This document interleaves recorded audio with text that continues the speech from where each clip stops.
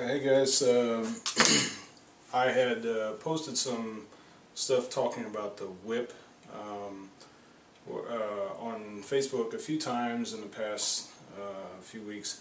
So some people don't know what I'm talking about. There's training that I've gone through that involves whip and weight. Okay, so whipping the arms and just the weight of the arms, and that's confusing to some people on the weight because the weight can increase. When you think about the physical weight of the arm, you can't really increase the physical weight of the arm, but you can increase the heaviness of the arm based on the amount of chi that you put in the arm. So that comes through the Qigong training. So I've been going around and around about this in my head, just meditating on the whip and the weight and the Qigong, the energy and all this kind of stuff, and I'm getting, I think I'm getting some pretty good results out of it. In the past I didn't really train the whip because I was basically taught that the Fat Jing with the whip, the weight, and the intent was important to have, and then basically increase from there. But I have noticed that I have a lot of weight in my arms from the energy, from the yi connection with the qi, putting it into the arms. But what I've realized is that I don't have a lot of whip. So I've been working on that lately, and that's what you see me posting on Facebook a lot. So this video is try to explain what I'm talking about to help you guys maybe understand a little better. So what is the whip? Okay, the weight is just like the heaviness of the arms. Okay,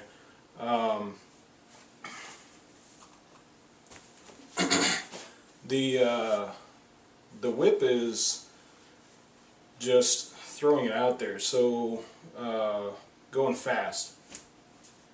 Okay, this is a whip. It makes a snap sound. Okay, you throw your arm out and it just snap. Okay, that's the just throwing your arm, and what that involves is you throw your arm and you have connective tissue in here. You have it all the way through into here. You have it in between each joint. Okay, so this area here, okay, coming through here, coming through every individual joint throughout the fingers and the hand. So you have a tendency to hurt yourself a lot when you're doing this training, which is what's been going on with me. Trying to gauge what to do, what not to do, how much energy to use, what's too much, things like that. So the whip training is something I didn't put a lot of time into when I started. But when you start out, you're kind of like trying to, you hear other people, and they've got this like amazing ability, and then you're just like,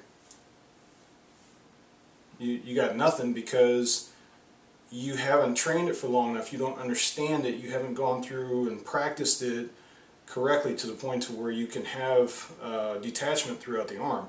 So what ends up happening is you're using a lot of muscle to try to move the arms. So you don't want to use a lot of muscle. What your goal is try to relax and just throw it out there. So in the past, I would practice and practice, and what I would get out of it, the best I would get, after, I don't know, 6 months or so, I could actually hear my hands move. So it was like, I was pretty impressed by that. And then as time would go on, we'd work harder and harder and harder, and then we'd get a little bit, but I never really got a lot. The most I got was probably this. That's probably the most I ever got. So I have recently increased that. So what I wanted to show you is kind of what my progress is. So this is in the past. It's kind of relaxed.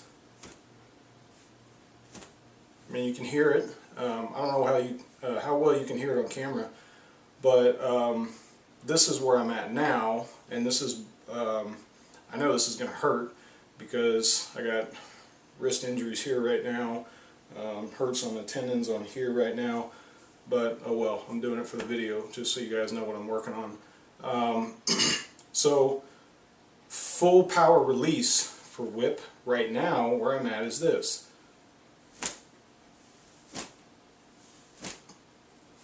Okay, so when you throw your arm and snap it out like that fast, everything like extends and then comes back in.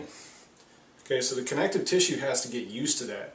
So when I'm talking about whip, you're whipping basically your arm out there, and you're not holding on to it with anything. So basically the joints extend here, here, here, all the way through. They extend, and the connective tissue has to get stronger so that it can hold it into place.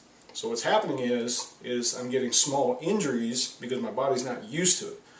So what I'm saying on these posts is that I need to back off slightly and start working repetitive motions at a lower intensity. So not 100%, maybe 70, 80% or whatever, and work on repetitions. So like tune. So you go 1, 2, 3, 4, and so on, all the way up to 10, and then from 10 all the way down to 0. So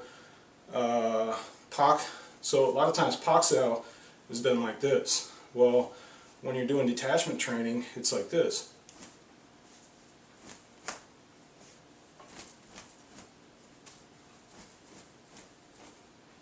Well, you're thinking, well, how is that helpful? Well, like I said, this is just whip. When you get the weight in it, then you get both of them. So right now I'm working on the whip, which will increase my power, and I've already got a lot of weight for the arms. Later on I'm going to start working on the Qigong, but this is just kind of give you guys an idea of what it is I'm working on right now, help give you a visual so that maybe you kind of have a little bit better idea of what it is I'm talking about on Facebook. So like I said, in the past, this was pretty much it. Now, that's where I'm at. Okay?